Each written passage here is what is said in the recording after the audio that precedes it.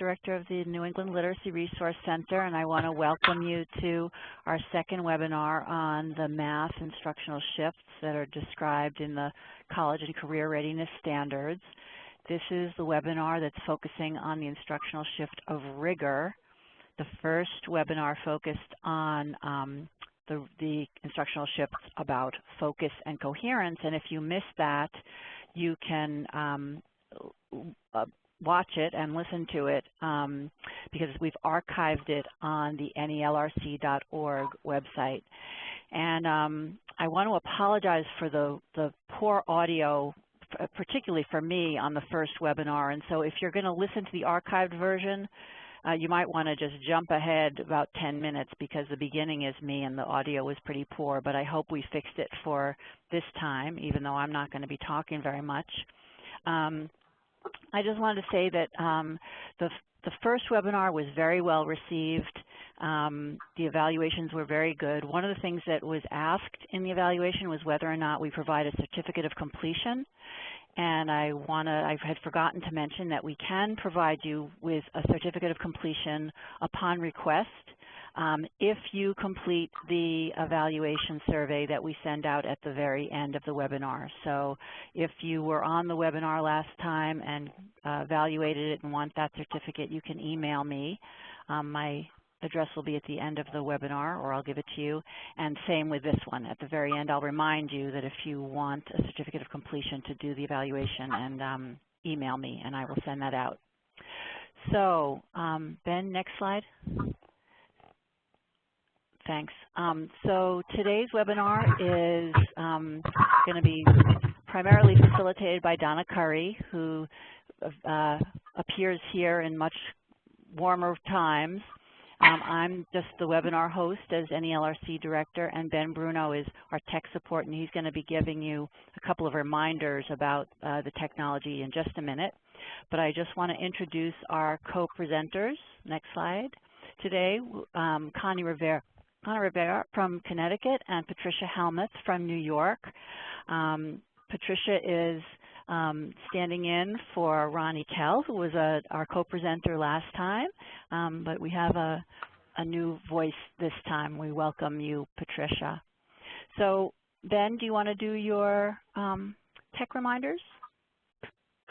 Sure, I'll keep this brief, but I just want to remind everyone that you'll see the participant window on the right side of your screen, and that's got your name. You'll notice that we're all muted except for the presenters, so please do remain muted during the presentation unless we are calling on you.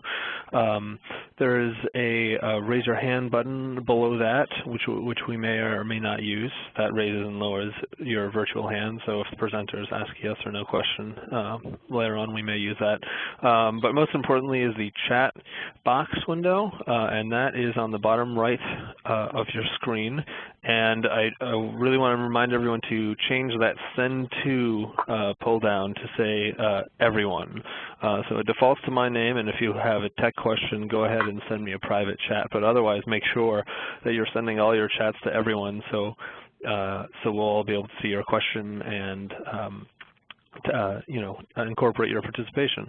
And then lastly, there'll be some polls just like last time, and that will pop up on the right side of your screen as well. And we'll also have the information on the slides. And that's, but more on the polls when they actually come up. And that's it for me for now. Thanks. All right, Ben. Great. Yes, I'm just passing to you right now. Yeah. Thanks, Donna. Let's just quickly go over the objectives for today's session. We're going to introduce you to the College and Career Readiness Standards, the shift of rigor, as Andy already mentioned. We're going to explore how this shift influences the structure of the standards, and we'll consider how this shift might play out in the adult education math classroom. And as I mentioned last time, and I see that we have a lot of repeats, which is wonderful, but there are a few new folks. So what I want to say is that throughout this presentation, we're going to try to be as interactive as we possibly can, considering this medium. And we will be asking you to respond to questions in the chat box and to different polls, as Ben mentioned earlier. Since the focus of our webinar is on tips and not specific content, we're going to be pulling examples from the content to illustrate some of the ideas, but we've tried to keep the examples and the content as familiar as possible so that you're not overwhelmed with the math. And our main objective today is just to show you how to teach in a more rigorous manner as you use the standards. In fact, the standards sort of force you to teach more rigorously, and we'll look at those as we go along. So already twice or several times I've used the word rigor, but I really haven't defined it. Well, actually, before I do that, I need to quickly just give you an update on what those three shifts are. As I said, we're focusing on rigor. The first webinar we focused on focus and coherence, which are both very closely related. Focus requires that instruction be narrowed so that we're not trying to teach a mile wide and an inch deep. And coherence helps us maintain a narrower focus with standards building on one another. So, for example, a concept at level 1 on whole numbers can be built upon at the next level when a teacher introduces fractions, and then later when she gets to more abstract algebra and symbol manipulation. So today our focus is totally on rigor. And as I said, I've used the word rigor several times already, and we haven't defined it. And before we really get into it, what we'd like to do is to have you think about what comes to mind when the term rigor is applied to mathematics. What we'd like to do is just to get you into the chat box is jot down your thoughts. When you think of rigor in mathematics, what do you think about? There's not a right or wrong answer. We're just trying to see where you are now, and then hopefully by the end of this webinar, we'll all be on the same page. So give us some examples of rigor. And you can practice chatting. Okay, Anne mentions intensity and challenge. Boy, Yvonne mentioned proofs. I think that scared a lot of people. Laura mentioned application.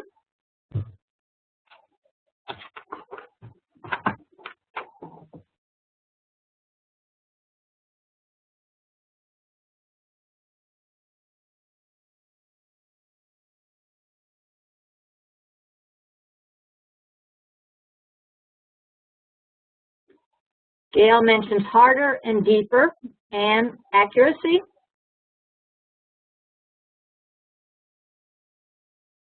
Connie, harder, or with a question mark there. Candy said strength. And Judy says intense focus. Approaching concepts from different ways. All right, that's given us a little heads up about what you're thinking. Jason says thoroughness. Let's, we're going to look at what rigor is, and by the end of this, you'll have a better understanding. Rigor is pursuing conceptual understanding, procedural skill and fluency, and application, all with equal intensity. Let's visually look at that. Basically, conceptual understanding, procedural fluency, skill and fluency, and application are integrated. There are three key elements to rigor.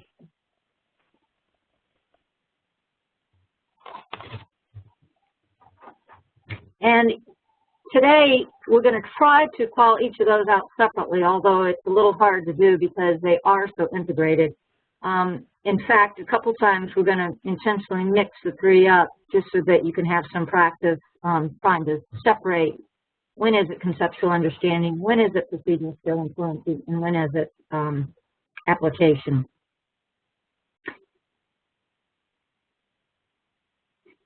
Students with a solid conceptual understanding see mathematics as more than just a set of procedures.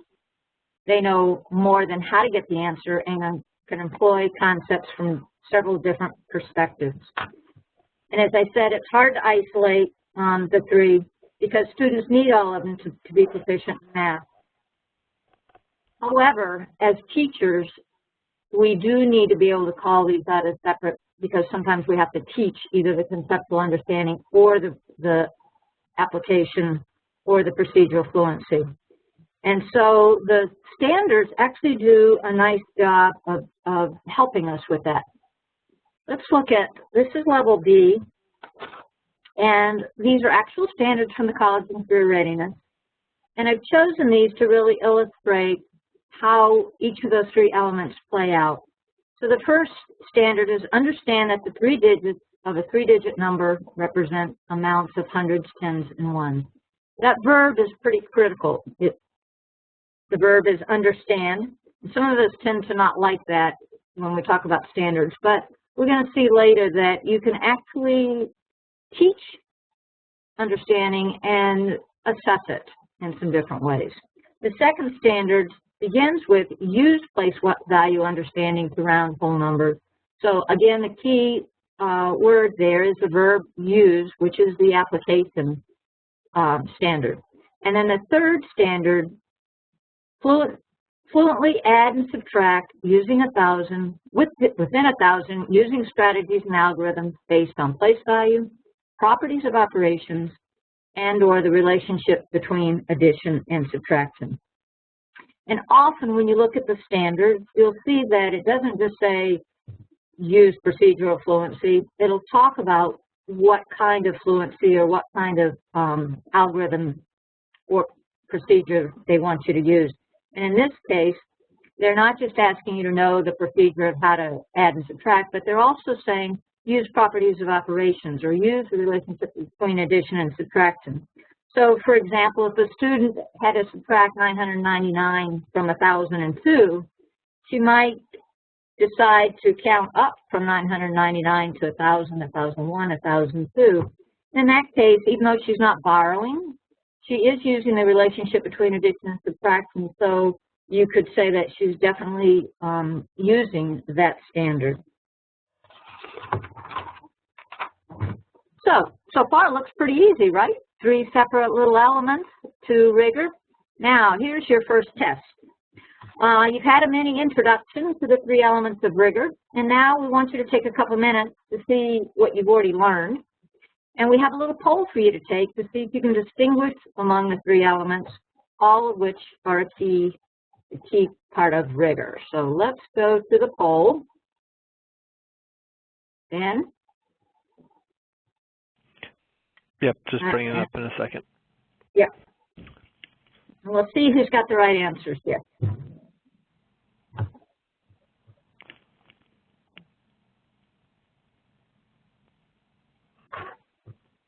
Okay, folks, so it should be appearing in the bottom right of your screen. And we might want to just read out these options to you, but you can resize the question window so you can see what A, B, and C each are. It's conceptual, understanding, procedural, skill, and fluency and application. And don't worry about reading the questions in that tiny window because they're the same as on the slide here. And just make sure you click submit when you've filled out all your answers. Thank you.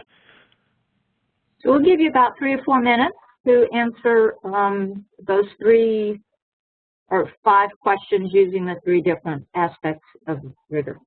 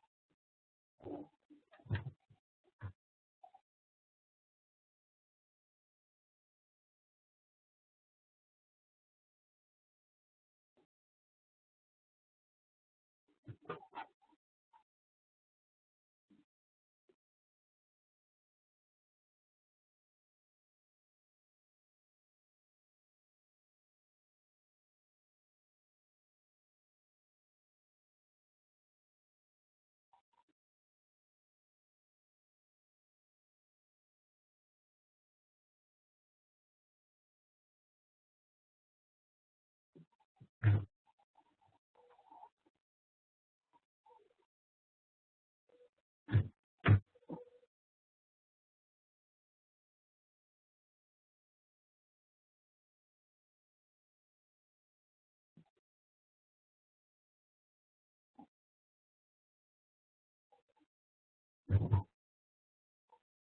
are we doing, Ben? We've got about 20 people still working. 16, Okay. so some people are just about finishing up. So I'm going to be closing this up in just half a minute or so.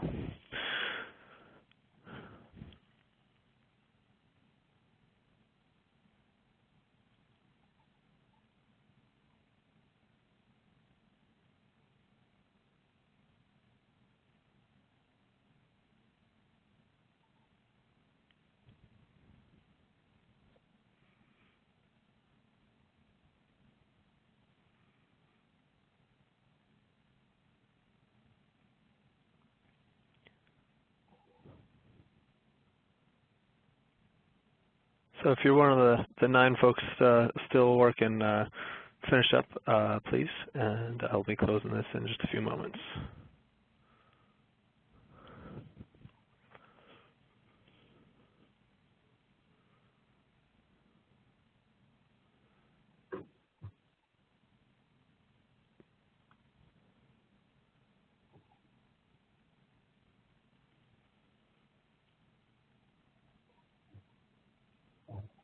Okay, and we have our results.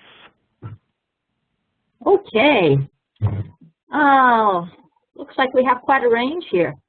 I'm going to quickly give you the answers, but by the end of this webinar, I'm sure that all of you would get the answers, right? And we're going to explore a little bit more. But given a 2-digit number, mentally find 10 or 10 more, 10 less, feels like it's procedural unless you look at the very end of it, which says explain the reasoning, which makes it conceptual understanding. So I can see why half of you did one and a good half of you did another. Organize, represent, and interpret data is really an application, and looks like more of you chose that one. Measure angles and whole number degrees using a protractor is one of those procedural skills, not just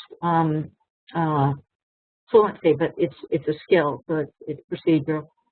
Recognize and generate simple equivalent fractions is actually, we've had quite a discussion about this, but it's procedural because we haven't asked students to explain or draw a picture or do anything with it other than just do the task. And the last one, identify arithmetic patterns or arithmetic patterns and explain them using properties of operation is conceptual understanding. It looks like the majority of you wound up getting that. When you see explain or show, typically that will be conceptual understanding. But since we weren't quite perfect yet, we're going to take a closer look at each of these 3 elements one at a time. And Patricia's going to get us started talking about procedural fluency. So I'm going to find Patricia here and pass. I just passed it to Patricia, so we're okay. Yep. Okay, thank you. Are we sure that I have it? That's another Patricia. Oh, there we go. Yeah, I just figured that out. Sorry about that. Yeah. We always surprise her. All right. So, what is procedural skill and fluency? That's one element of rigor we're going to take a look at. And we're going to look at it through the lens of the college and career readiness standards for adult education. But really the first thing that we need to talk about is procedural skill and fluency is not synonymous with knowing your basic math facts. But typically we are more comfortable with procedures, but that's only a narrow look, usually, at just following the steps of a process. Following and teaching procedures really has been what we've been doing for decades, right? With little attention paid to understanding of why those procedures work. In other words, what are the mathematical concepts? So rote learning is not the answer in mathematics, especially when students do not understand the why behind the procedures. So what is procedural skill and fluency? It refers to knowledge of procedures, knowledge of when and how to use them appropriately, and skill in performing them flexibly, accurately, and efficiently. And procedural fluency is really a valuable tool. It does help students to deal with the rote calculations, especially if they can do so accurately, flexibly, and efficiently. However, procedures are only one part of doing that. Procedural fluency must be taught along with how and why those procedures are useful. For example, when we're teaching students how to round to different amounts, we might not talk about when it might be more appropriate to round to one amount or another. And yeah, that's really what we do in real life, isn't it? We don't follow a procedure, we just make decisions that are appropriate for the situation we face.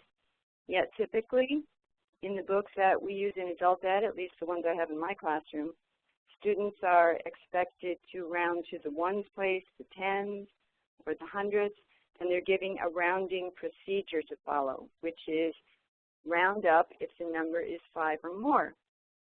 But students really aren't helped to understand when or in what situations it's appropriate to round to the ones, the tens, or the hundreds place, or even the nearest quarter, or 50, or whatever the situation calls for.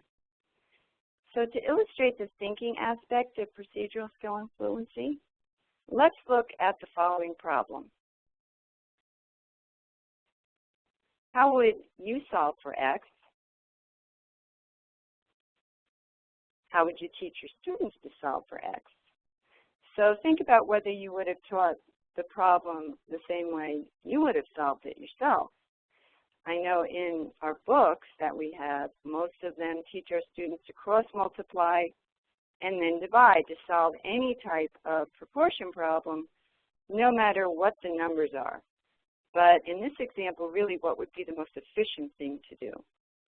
And if we recognize our 11 times table, we quickly realize that it's really more efficient to multiply 7 times 11 to come up with our 77 over 121. And this is just one example of how one size does not fit all when it comes to procedures, although that's what we typically teach. So students really need to have a bank of procedures that they can draw from and be able to choose the most efficient one based on the situation. But one reason why students don't always choose the most efficient method is that they really don't just choose any method. They just apply an algorithm without thinking.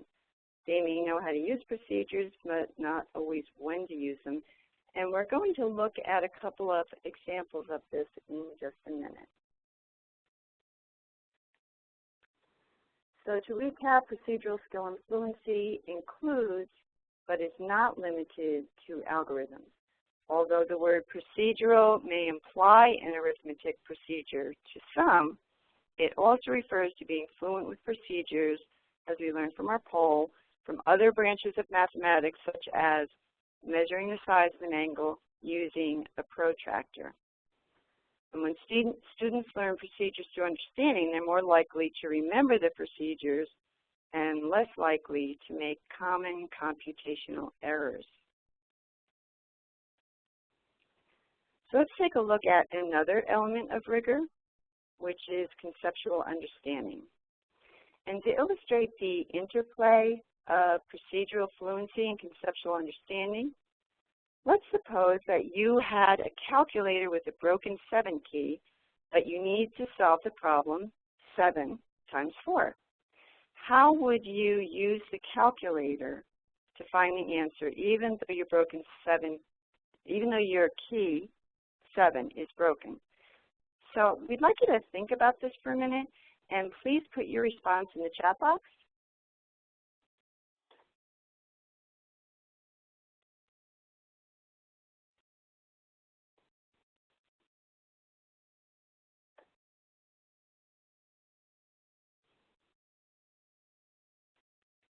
All right, Anne says adding 4 7 times. That's one of the things that we came up with. And Laura says 6 times 4 plus 4. That's something else that we came up with.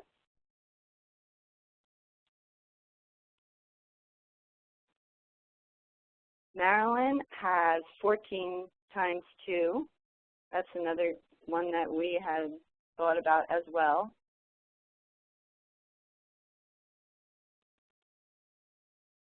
We see a lot of you are coming up with the same ones that we thought of too. Great ideas we see here. And what would this kind of activity do for our students? It's going to help our students to know how to be flexible with numbers. We will be able to see whether or not they have that flexibility if they're able to compose and decompose numbers in different ways.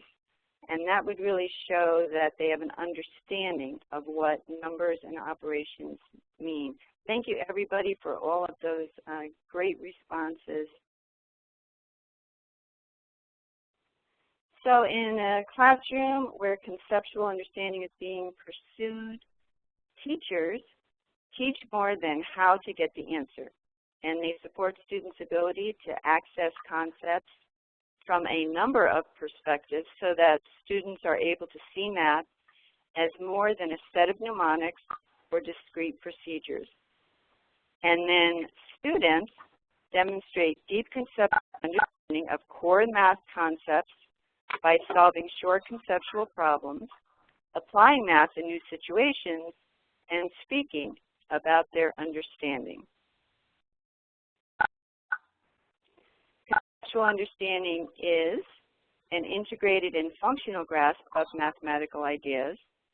It is understanding of why a mathematical idea is important and the kinds of contexts in which it is useful. And it organizes knowledge into a coherent whole, which enables students to learn new ideas by connecting those ideas to what they already know. Now Donna is going to show us an example of how procedures can get in the way of conceptual understanding. So if we could hand this over to Donna.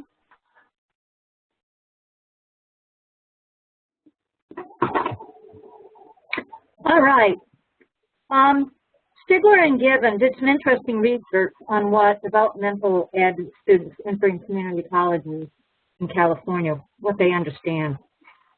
And dev ed students are very similar to our own students, which is why I think this is a very interesting study.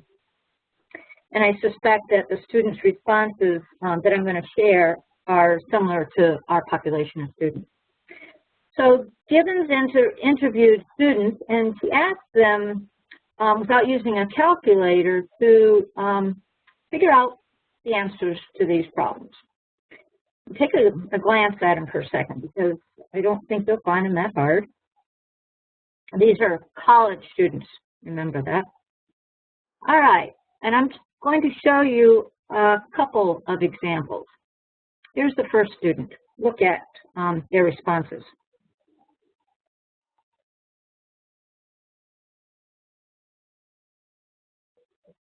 Does it appear that this student has any understanding of number? How about any conceptual understanding? This student doesn't even notice that 10 times 13 is larger than 20 times 13. They have 10 times 13 is 130, and 20 times 13 is 86. It appears that for that one, for example, the students started to use an algorithm. They got 2 times 3 is 6. And then I think he just fell apart and figured out some new algorithm and came up with the 8. But obviously, there was no conceptual understanding where they would see a pattern or they would have come up with some different answers. I think it's interesting that 30 times 13 is 120 and 31 times 13 is 3 more. No understanding of even what it means there to multiply and what it is that we're multiplying. Let's look at the next student that she interviewed. Take a look at the answers there.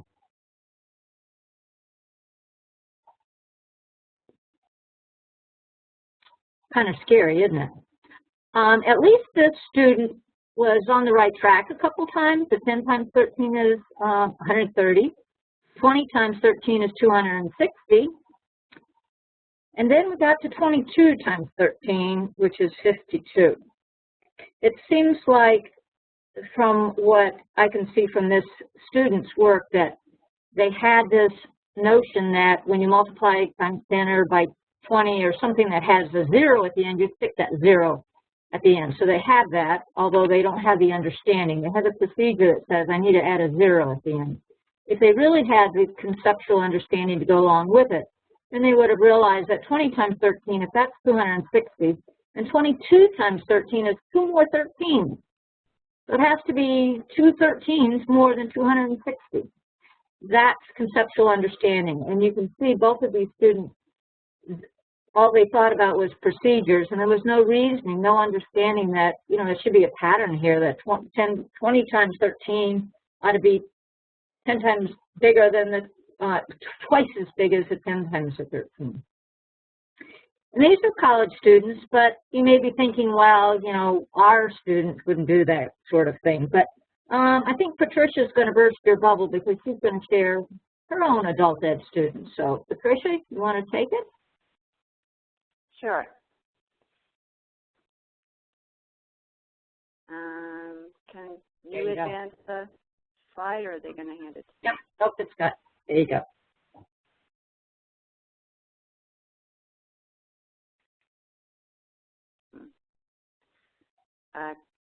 I can't advance the slides. It's the wrong Patricia again. Oh. Did I give it? Really making her nervous today.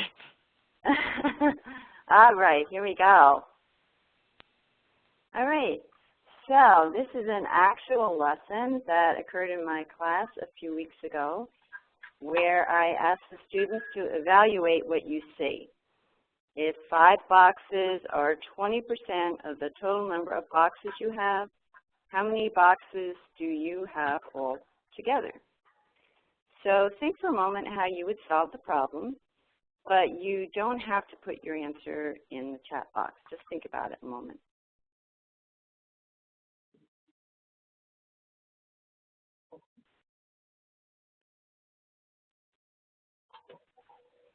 All right, so I'm going to show you here exactly what happened. This is a smart board, by the way, which is why I have such nice pictures of it.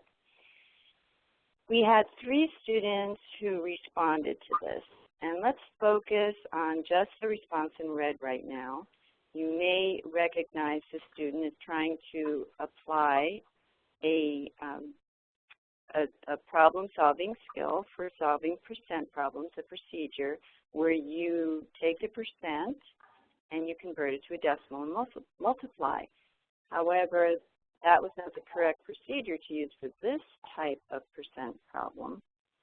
And interestingly, his first answer when he did the multiplication was 1.00. When I saw that, I said to him, so you're telling me that if 5 boxes are 20% of the total, then your total amount of boxes is 1? He said, no, it's 100.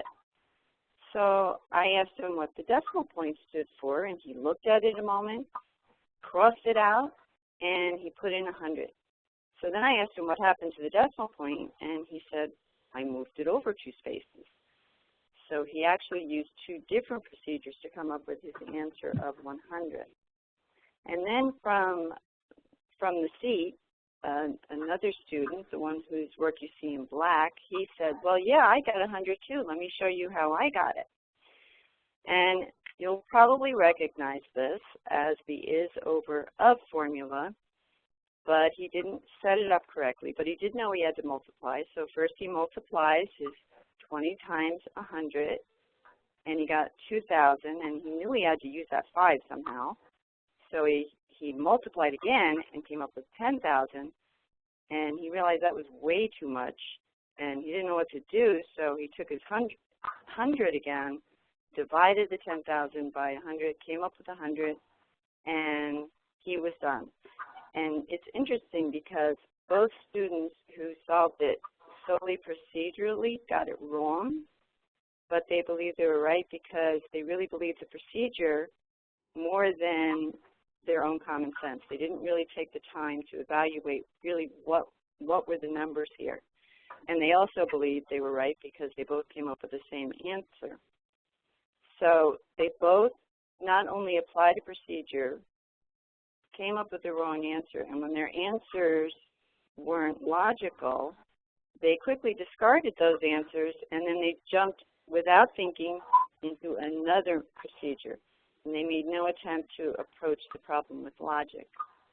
In contrast, though, you see the student with the writing in blue, and he tried to make sense of the problem. This is a student who really doesn't have a bank of procedures to draw from. He admits he couldn't remember all those algorithms in school. And what he did, you'll notice, is interesting because he created his own procedure, but that procedure demonstrated conceptual understanding of the problem. So I kind of suspect that this is typical of what you would see in most adult education math classes, and it suggests that we need to seriously consider how we teach. Is it just procedurally, or is it procedurally and conceptually? So these examples illustrate how when we teach our students procedural fluency, it really needs to be combined with conceptual understanding. And now Connie's going to take this, and she's going to talk about this just a little bit more.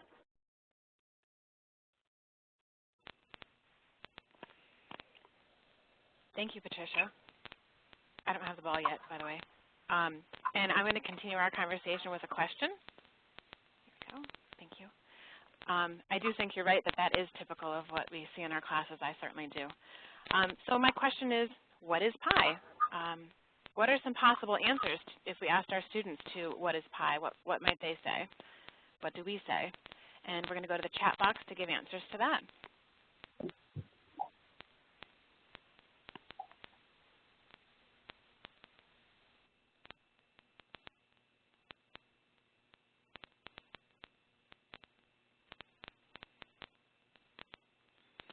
Don says pi is a relationship. We have 22 sevens. I'm seeing also 3.14 or 3 1400ths. So when I see those numbers, I'm seeing that a student might have a procedural fluency and be able to use pi or an approximation of pi in a formula, and that doesn't show the relationship that was mentioned. I'm seeing more specifics about that relationship, C over D, with for circumference over diameter. That's beginning to get at the conceptual understanding of pi, but of course, we could repeat that without understanding also. We need to get deeper. Pi is the amount of times that the diameter of a circle will fit around a circle, says Bridget, and that's more thoroughly explaining the ratio that others mentioned, and that definitely gets at conceptual understanding. The relationship between the radius and the circumference of a circle, and the relationship between diameter and circumference. Okay, I think I've gotten, oh, it's delicious. It's a delicious pie. Oh, you're going to like the next slide. Let me show it to you. So with my class, I would want them to have an activity where they could discover pi. I would provide a pile of circular objects and string and rulers, maybe tape measures depending on the size of the object, and have the students create a table where they've got the diameter and a circumference of an object, and then later they can look back at a collection of objects and different sizes and compare the ratio. And they'll approximate pi by noticing that most of them were 3 and a little bit, and how much, and we can get closer to that with more examples of different sizes. But this is a webinar, so we couldn't do that to demonstrate conceptual understanding today. So we wanted to show you this image of pi from a book, Circumference and the Dragon of Pi by Cynthia Neuschwander. The boy in this picture takes strips of dough for a lattice-topped pie that are all the same length. And he lays one across the diameter of the pie, and then he uses 3 others around the circumference. And he sees that he needs just a little bit more to finish off the diameter, the circumference of his pie. So he sees that it's 3 and a little more. And through a tactile experience like the classroom activity that I described, we can help students build a bridge to deeper understanding. We aren't going to actually do this problem. This is an example of taking conceptual understanding of pi and using procedural fluency with the ratio pi, putting them together to apply that knowledge to a new situation. So here's the situation. The tallest tree in the world is believed to be the Mendocino tree, a redwood near Ukiah, California, that's 112 meters tall. Near the ground, the circumference of this tree is about 9 8/85 meters. The age of a redwood can be estimated by comparing its diameter to trees with similar diameters. So what is the diameter of the Mendocino tree? So in order to apply my knowledge of pi to a situation where I might actually want to know the diameter of something, I can find out the age if I figure this out. Then we need to understand the ratio we call pi. Then following a procedure, I can get my answer. And all three aspects of rigor are linked. And here's our visual again. As you just noticed with the example in the last slide, the other important element of rigor is application. We tried to show you in our explanation of pi that all these elements are interrelated. Patricia's students needed all of these pieces. So let's look more closely at application. Application is when students develop mathematical thinking and core concepts that they can apply across all levels. They're able to problem solve and redirect themselves when answers don't make sense.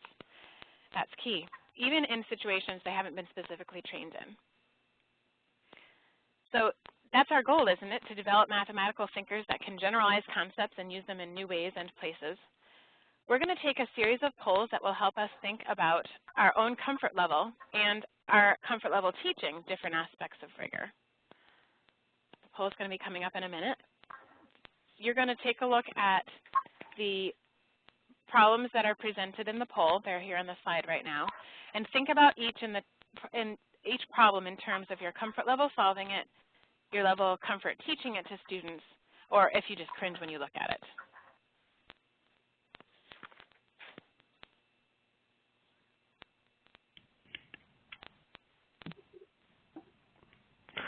Okay, the poll is open.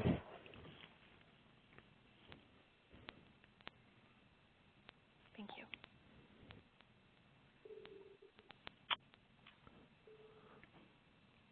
I'm noticing that number 2 is different on, I'm not sure if it matters, but it should be 3.5 divided by 2/3 on the poll on the, just follow the one on the screen.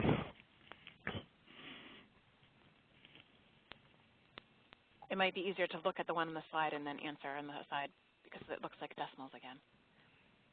Yes, yeah.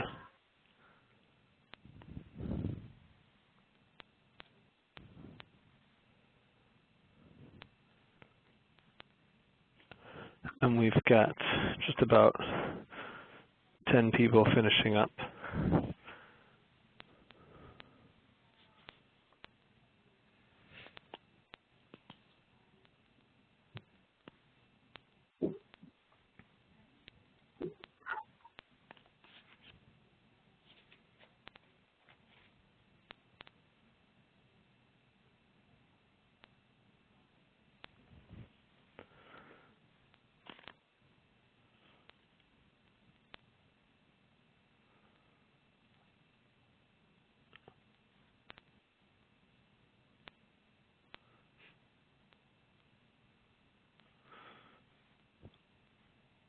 Okay, and here are the results.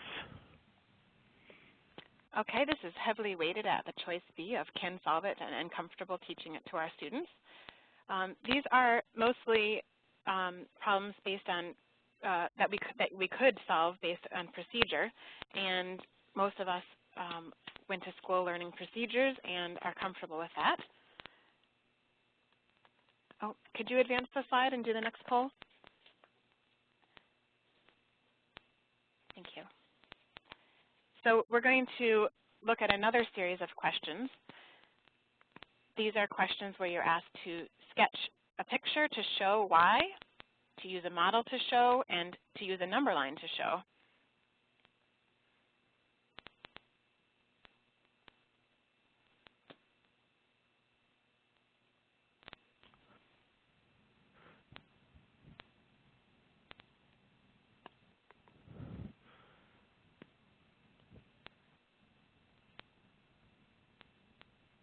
So I see a lot of folks haven't started yet. The poll is open in the bottom right side of your screen.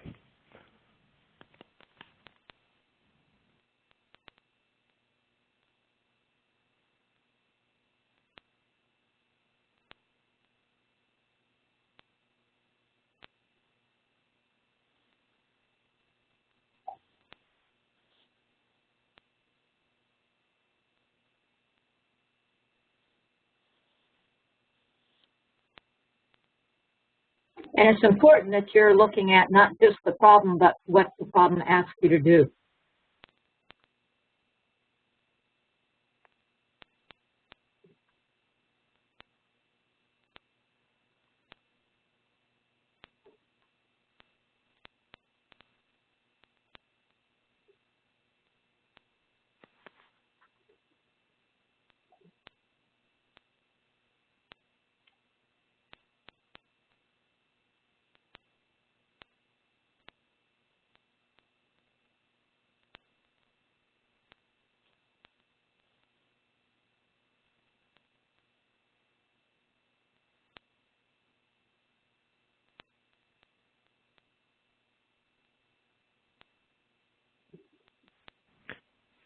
Okay, and we have our results for poll B. Yep. Thank you. These are all ways to demonstrate conceptual understanding, and the strength is still in we feel comfortable teaching this to students, but I'm seeing a little less comfort than on our last one. If it's hard for us to do something, then it makes it hard for us to teach that way. Ben, could you put up the next slide and the next poll, please?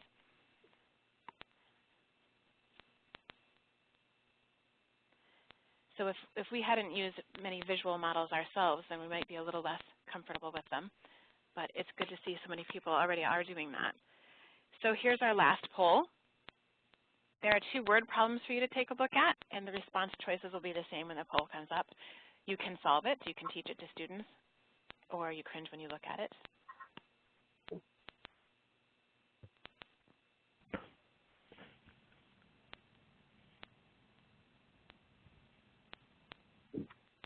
The poll is up now.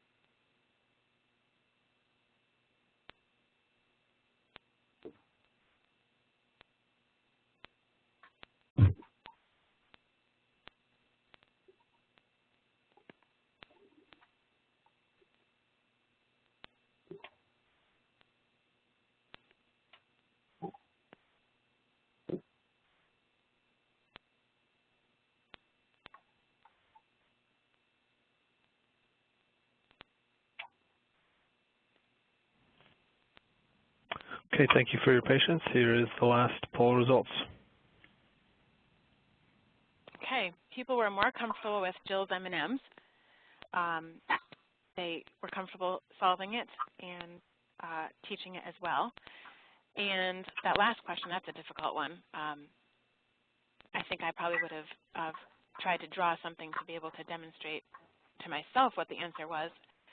That's a hard application question, and we're split. We've got more cringing going on in that question than anything else.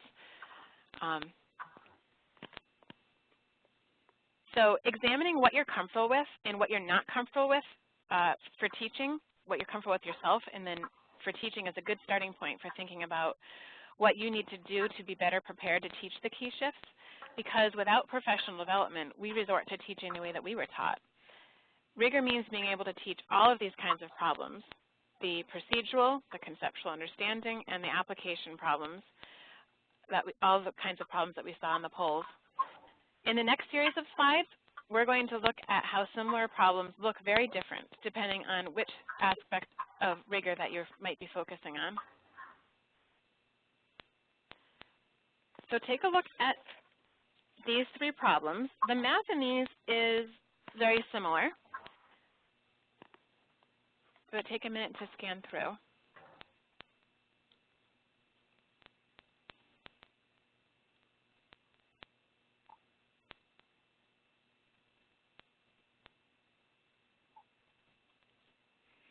So many texts present pages of problems that start with a selection of procedural questions, like the one in the center, and provide a few word problems, like the first problem listed here, an application problem. And textbooks rarely get into the conceptual understanding aspect of rigor, like in the last bullet, asking for a visual representation that would demonstrate a student's understanding. Here's another set of example problems. This time read through thinking about what aspect of rigor you see illustrated in each bullet.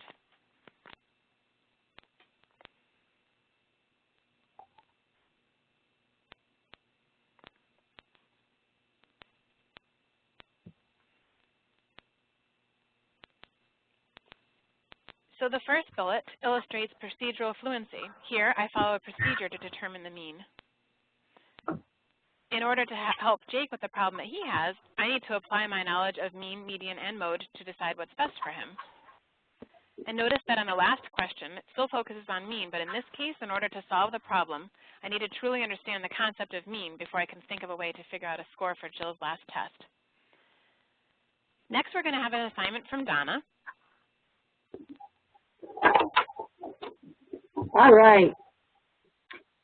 We're good with one aspect of rigor, or maybe we're not totally good at that, but we're probably better at teaching procedural fluency than we are application or conceptual understanding. And the reason I say we're not totally, this isn't a totally true statement, is because we do tend to focus on the procedures, but we don't often talk about the why or the how of those procedures, when to use them, how to use them. So we want to look right now at three very typical problems. You've done these kind of problems when you were in school. You've, as teachers, you've used these problems with your students. If we expect teachers to teach to the college career readiness standards and to shift their instruction to include more rigor, they're going to have to learn how to pose problems that get at that conceptual understanding and application, just as Connie mentioned. So Connie started by giving you some examples, but now we're going to have you give us some different examples. And you could begin with the same kind of questions. These are all procedural, but you could simply tweak it a little bit by asking something like, explain why 75% of 150 is whatever it is, or illustrate with a drawing why 2/3 divided by 1/4 is whatever it is. So just by tweaking the verb again, you can ask a different kind of question. So what we'd like for you to do is to take a minute or two and see if you can think of a way to shift the focus of these three problems from procedure to either conceptual understanding or application. And you can either pose a different question to get at the same kind of math, or you can just share an example of what students' conceptual understanding or their ability to apply the problem might look like. So what we'd like you to do is go to the chat, look at those three questions, choose one of them, and think about either rewrite the question or just share an example to show how a student might conceptually illustrate his understanding of this problem or show that he can apply this problem in a different situation. So let's give you a minute or two to add some examples in the chat box.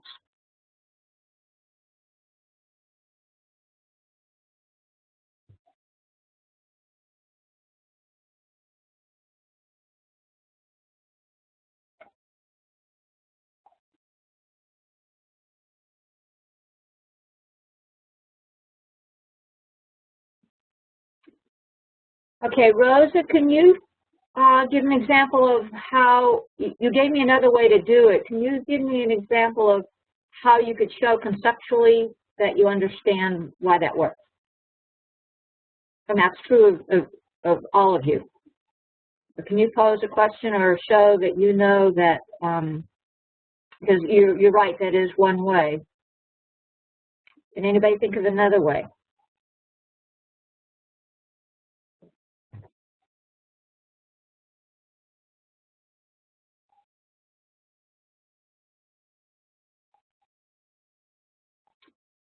Okay, Anne offered an application example. Janice got back only 75% of her $150 security deposit because it was a broken window. Kristen, 5 coworkers won $200 in the lottery. If each coworker gave an equal amount, how much money will each get? That's for number C. So an application. Great question from Laura. How can you find 75% of 150 without using multiplication? Wow. Okay, and Rosa, you've added to that. You're putting it into a pie there, so you have a visual representation. Jill asked the question, how can you show, which is asking students to create that and illustrate that conceptual understanding. Wow, y'all are doing great. A lot of visuals here. Christina, draw a picture or come up with a model to represent how you know that 2/3 divided by a quarter is 2 2/3. All right, great. Just one more example and then we'll move on. Rosa, 75% is 3/4. All right, and if you can make that link because you know that those two are related, then you can solve the problem. Laura asks students to prove. And Rosa, another way to look at 75% other than 3/4 is also 75 over 100. Okay, great job. All right, let's sort of bring this to full circle here. Instructional implications for rigor. Conceptual understanding. Students need a conceptual understanding of key concepts.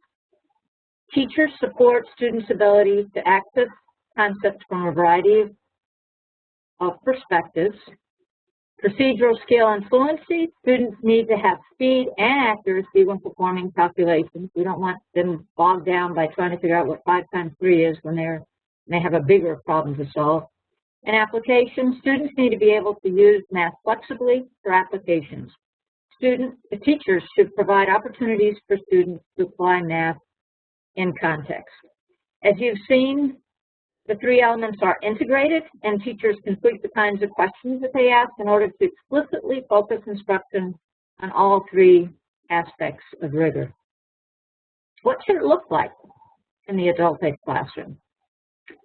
Instructors see their students as problem solvers and convey this message to their students. And what often happens is we need to realize that we want students to be problem solvers. We don't want them to just be imitating what we do up at the board. Instructors provide plenty of wait time during lessons to give students opportunity to think through and talk through problem solving rather than quickly demonstrate how to solve the problem. And sometimes teachers think that they're doing students a favor by running to the board every time a student can't figure out how to tackle a problem.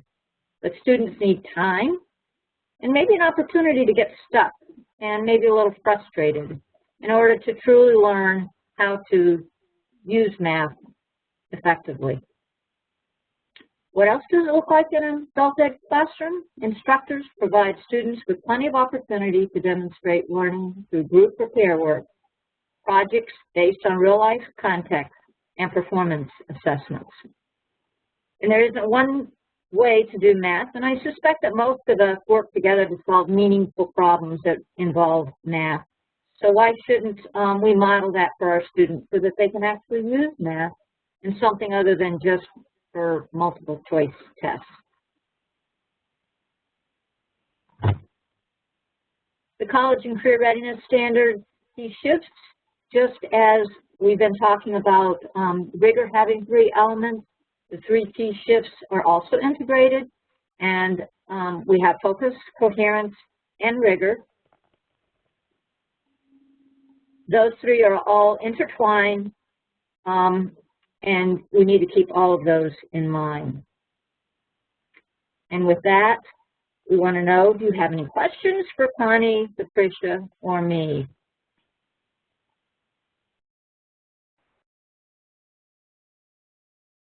And you can put that in the chat box.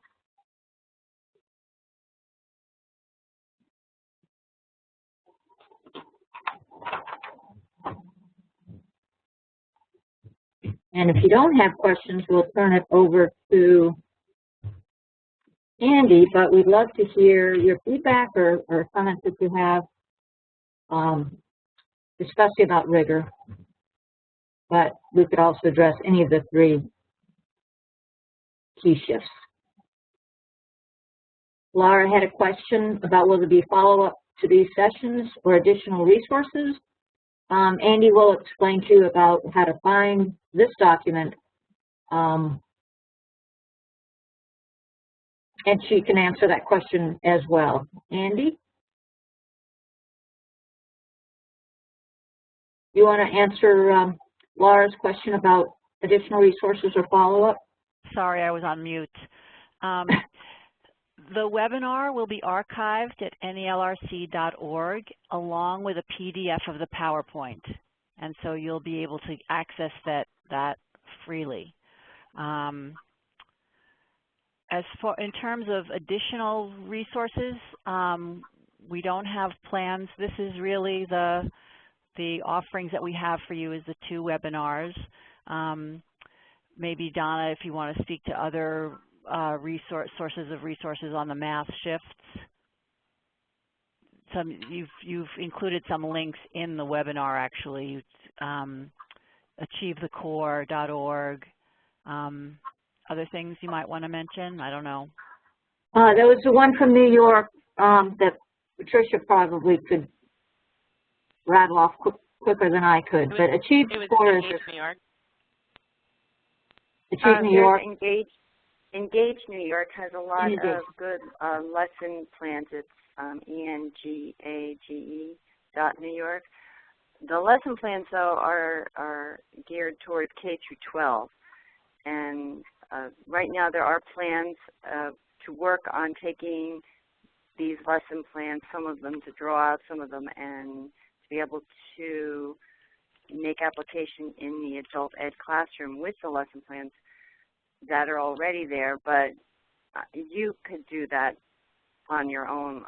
We're experts at doing that, at taking stuff that we find everywhere and bringing it into the adult ed classroom. So that is one source. And Carrie, go ahead, Andy.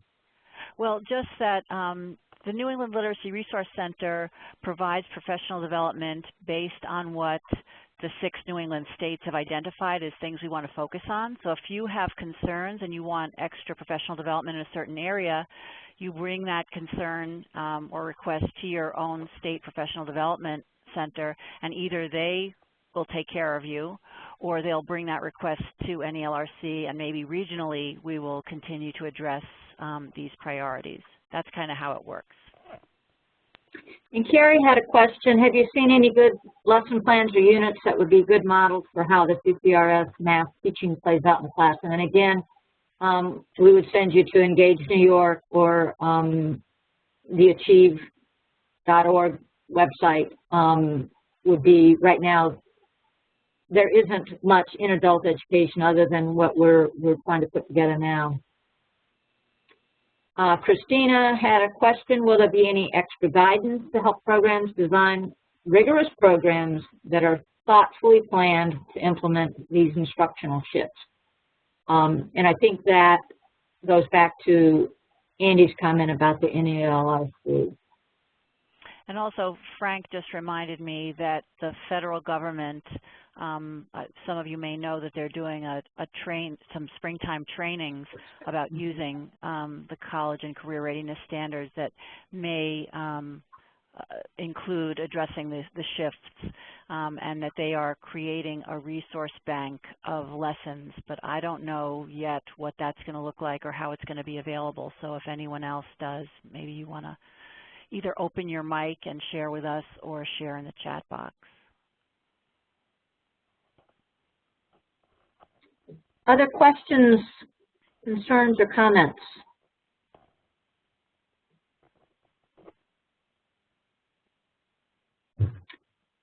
All right, Andy? Okay.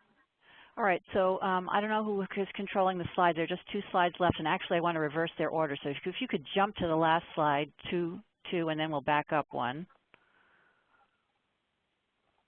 Because the first one is just thanking you. That was wonderful, Donna, Connie, and Patricia. I really enjoyed seeing the student work. I thought that was very helpful. I'm not a math person, so I was really paying attention to that. And also seeing the same problem presented with a focus on the 3 different aspects of rigor. That was really helpful for me. So I'm sure we're going to hear other things that are helpful from people as they do their evaluations, but I just wanted to appreciate that as a practitioner. And thank all of you for being in the conversation. Here are some reminders, again, that the webinars are recorded and archived at nlrc.org along with a PDF of the PowerPoint. Let me jump over the second one and I'll come back to it. Coming up after the math instructional shift webinars are a pair of webinars about the English language arts instructional shifts. Those are going to be on March 12th and April 1st. The link to register for those is at the bottom, but I think Ben is also going to be sending you a flyer with the link when he sends you the link to this webinar recording. So at the end, if you would be so kind as to fill out the short evaluation, it's very short at the end, just to give us some sense of how effective the webinar has been and ways we can improve webinars in general for you. And then if you need a certificate of completion and have given us the evaluation, you can just email me and just tell me you want that certificate and I will send it out to you. So thank you very much, everybody. Thanks, presenters. You were great. Both times you were great. And this concludes our webinar. Thanks.